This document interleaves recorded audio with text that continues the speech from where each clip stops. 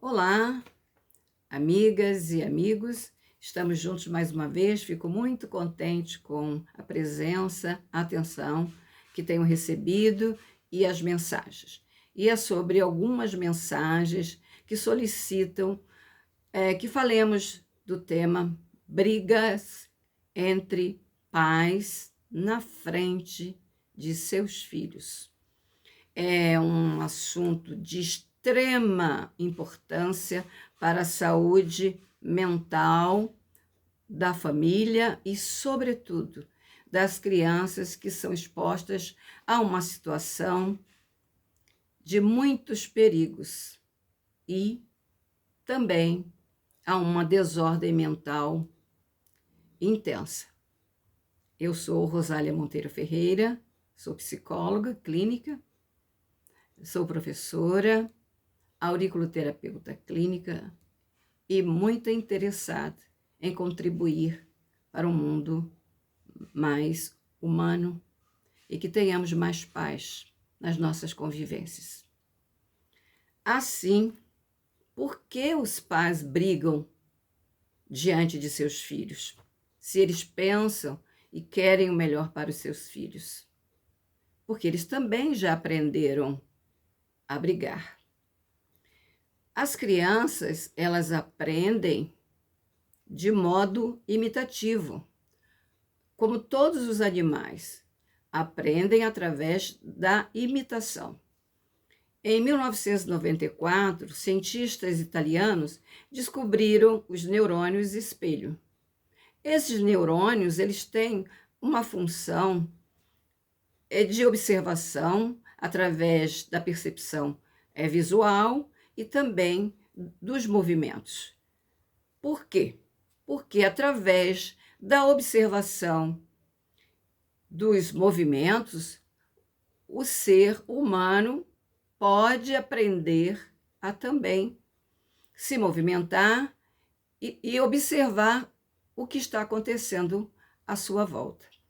Como todo animal, há uma grande necessidade de preservar a vida. Então, o mecanismo de sobrevivência está atrelado a uma necessidade de estar atento, alerta, diante de um perigo. E diante de um perigo, todo o corpo biológico se prepara para uma reação de fuga ou de luta. Os neurônios espelhos, então, têm essa função de facilitar, de promover a imitação, a mimese. E depois, com o tempo, com o aprendizado, vai se tornando a automimese. Primeiro, o ser humano, no início da sua vida, ele copia. Depois, ele reproduz aquilo que copia. Então, a modelagem social vai favorecer o desenvolvimento de pessoas mais saudáveis ou doentes, desequilibradas. Na situação familiar de brigas constantes, as crianças aprendem sobre o que, então? Sobre medo, ansiedade, agressividade, insegurança, baixa autoestima e uma série de transtornos psicológicos começam a acontecer com essas crianças, que vão se tornar, em geral, adolescentes bem problemáticos. A descoberta de neurônios espelho foi considerada uma das maiores descobertas da neurociência e que também ajuda a todos os profissionais que trabalham com saúde mental, com educação, a enfatizar a importância de um ambiente harmônico familiar, que nem sempre é possível. E eu que estou acostumada ao trabalho clínico em comunidade, em escolas, em instituições, vejo que é muito difícil até a pessoa, os pais, a mãe e o pai terem consciência das desordens psicológicas das quais eles também são portadores. Assim, amigos, amigas, as áreas cerebrais que estão envolvidas, então, com o aprendizado através da imitação, podem ficar extremamente comprometidas e comprometer outras áreas. A imitação é uma necessidade de entender os outros, ter uma empatia, copiar comportamentos para que a vida possa fluir com segurança, com bem-estar. Quando isso não é possível, quando o alinhamento desse comportamento de imitação não acontece de forma positiva, no caso dos pais que brigam, há grandes possibilidades, as pesquisas estão aí dizendo isso de modo categórico, de que seus filhos sejam desequilibrados e até muito doentes, porque a criança aprende o que vivencia. Ela não aprende aquilo que fala. Então, ela vai aprender sobre falta de gentileza, deboche, ironia, manipulação, agressividade física, verbal, pelo exemplo de atitudes que os pais ou aqueles que estejam no lugar dos pais favoreçam o aprendizado, negativo ou positivo. Então, a criança que vive num clima de desrespeito, em que o pai xinga ou a mãe menosprezam, debocham, ironizam e muitas vezes fazem de seus filhos também colaboradores, porque às vezes os filhos são levados a torcer ou a ficar do lado daquele pai ou mãe que dá mais presente, que facilita o prazer, e o outro que cria mais resistência, que tenta educar ou que tenta mostrar outros modos de agir, mas que estão empenhados numa briga permanente, constante, mesmo que vão para o quarto e se tranquem lá. As crianças sabem o que está acontecendo nesse ambiente. Mesmo que os pais finjam indiferença através de um silêncio punitivo de um para o outro, da indiferença no tratamento, na falta de toque, de carinho, de boas palavras, de palavras que mostrem que há uma relação de afeto positivo, as crianças vão aprendendo e se intoxicando de modo drástico. Este comportamento aprendido com os pais briguentos vai se manifestar em casa mesmo, quando a própria criança se torna insolente, ela não quer mais aceitar ordens, ela não quer aceitar orientação de pais que vivem se desrespeitando, se agredindo. Eu fiz aqui uma colinha com alguns aspectos que acho importante deixar bem marcados nesse vídeo, porque trato pessoas. E muitas vezes encontro uma pessoa que já está na terceira idade e ela viveu uma vida bloqueada por aprendizados emocionais que foram traumáticos e que tornaram a personalidade dela restrita a uma baixa autoestima, em situações de falta de credibilidade pessoal nos seus próprios potenciais.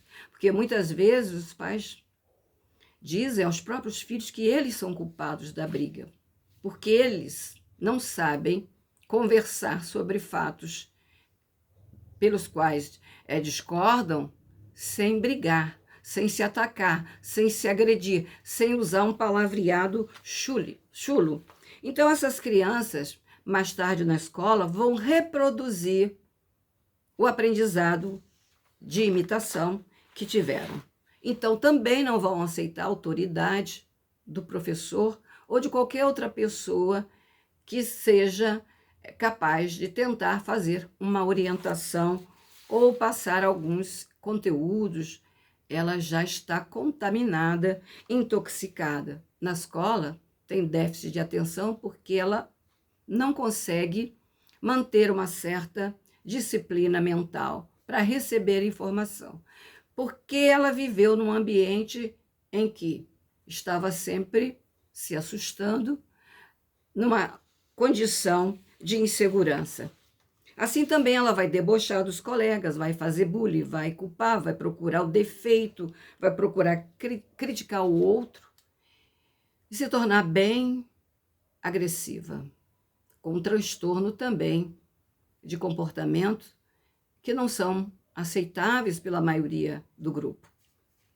Traz também essa criança, esse jovem adolescente também, um sentimento profundo de abandono que pode se transformar em várias formas de manifestação. Por exemplo, querer chamar a atenção dos outros, sendo a pessoa boazinha, a que dá o doce, a que oferece o material escolar, para receber uma cota de atenção e de afeto positivo.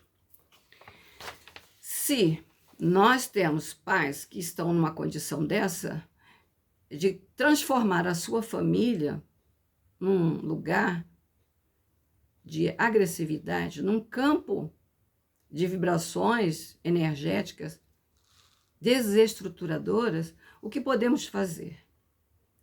Aqui vai uma série de dicas para os pais que realmente se empenham, como aqueles que eu trato em meu consultório ou na clínica comunitária. Vamos lá, vamos prestar atenção. Peguem aí uma folha de papel, um lápis, uma canetinha e vamos anotar. Ou então reveja o vídeo com cuidado e tente observar em que aspectos você está agredindo a si mesmo e aos seus filhos. Porque muitos pais que buscam tratamento para eles ou para os seus filhos, eles têm uma carga de remorso e eles não sabem o que fazer quando a compulsão de que são portadores vem à tona e eles passam a manifestar agressividade contundente quanto ao seu parceiro ou parceira. Então, vamos ver o que os pais podem fazer para evitar uma série de transtornos. Evitar, por exemplo, que as crianças sejam confidentes, elas não têm idade psicológica, emocional, amadurecimento para tratar esses assuntos. Elas não entendem as coisas como os adultos acham que elas entendem. Elas ainda estão em formação. E, numa certa fase, até os 10 anos de idade, 12, elas vão passar por uma poda neural, que traz, assim, uma reorganização mental.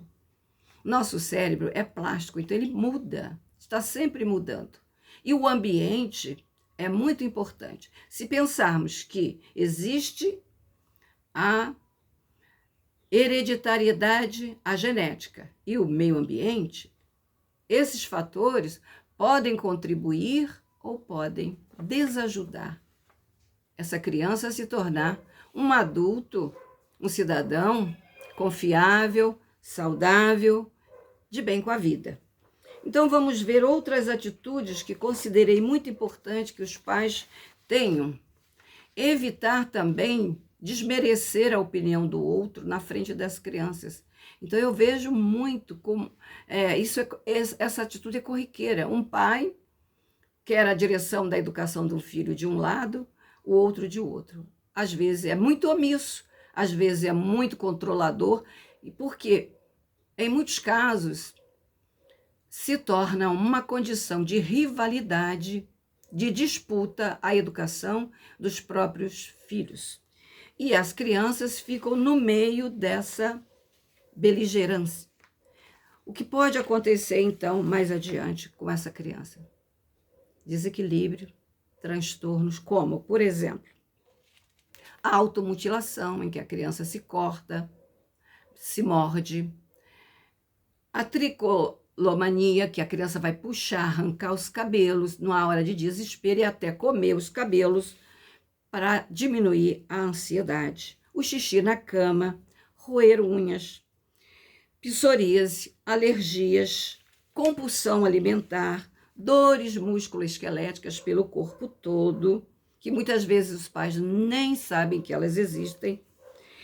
Uma atitude também em relação a um dos cônjuges, vai torcer por um e fazer fofoca para o pai ou para a mãe do outro, e nessa fofoca ela tem um ganho pessoal, mas esta criança também vai ser vai se desenvolver com um sentimento profundo de abandono. Ela vai transformar os brinquedos, muitas vezes, em uma forma de expressar agressividade ou desprezo pelo coleguinha, e a sequência não para. Então, como evitar uma situação tão drástica, tão caótica numa família? Primeiro passo é os pais identificarem os erros, onde estão falhando no exemplo que dão aos seus filhos. E conversar. Conversar não é na frente das crianças, é procurar um momento longe das crianças. E também não é dizer, vou falar com a sua mãe sobre isso. Seu pai não devia ter feito aquilo. Eu não concordo, está errado. Quando seu pai fizer isso, você me conta porque ele está manobrando. Ele quer que você fique do seu lado. Então, a intriga, a fofocaiada dentro de casa se torna ainda muito pior. Essa criança fica sempre em estado de alerta. Ela sempre acha que está correndo perigo. Ela tem pesadelos. Meus pacientes me relatam que tem geralmente o paciente com um monstro que vai devorar o pai, a mãe, vai devorá-la também. Porque aquele medo de que aconteça uma tragédia, uma desgraça, acompanha essa criança e ela tem os pesadelos. Porque, na verdade, os monstros são os medos dela. São também o sentimento de raiva que muitas vezes ela tem pelos pais. Eu já tratei, minha gente, adultos que não conseguem abraçar os pais porque tem um sentimento profundo de raiva. Um sentimento, às vezes, de pena, porque a mãe aceitou a pancadaria há muito tempo, não fez nada para salvar a família. É assim que essa criança se desenvolveu e se tornou adulta pensando nisso. Nós podemos dar bons exemplos. O que trata uma família é entrar numa conciliação, numa comunicação conciliadora, em que haja respeito às diferenças, que haja escuta empática, com vontade de ajustar, de alinhar toda a família em torno das emoções positivas, do amor, da bondade, da compaixão, da solidariedade humana. Porque esta criança, este jovem, vai se tornar um adulto, um cidadão. E nós vamos olhar as condições à nossa volta na sociedade, no que está acontecendo com esta geração, que quer muitas facilidades e aprendeu a se desempenhar com pouca intensidade, com pouca determinação. Assim, meus queridos amigos, esta é uma conversa para mais outra oportunidade de vídeo. Vou deixando por aqui, alertando que a criança aprende com aqueles que estão próximos a ela, sejam os pais, sejam os parentes, sejam aqueles que convivem com ela. E muitos pais passaram a vida entregando essa criança para outras pessoas, vizinhos, profissionais, pagos para cuidar delas.